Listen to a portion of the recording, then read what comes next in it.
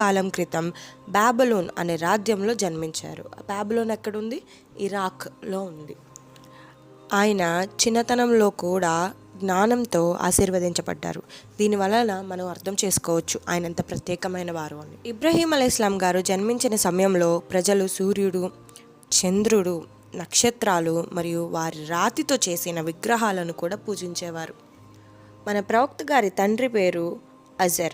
ఆయన ఒక శిల్పి మరియు అతను తన స్వంత చేతులతో విగ్రహాలను కూడా తయారు చేసేవారు.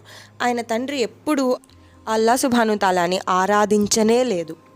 చిన్నతనంలో ఆయన కూర్చొని తన తండ్రిని రాతి నుండి ఈ విగ్రహాలు చెక్కడం చూసేవారు.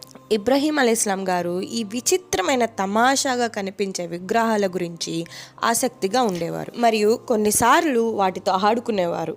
కానీ ఆయన దేవాలయంలో అదే విగ్రహాన్ని చూసినప్పుడు ఆయన అయోమయంలో పడ్డారు.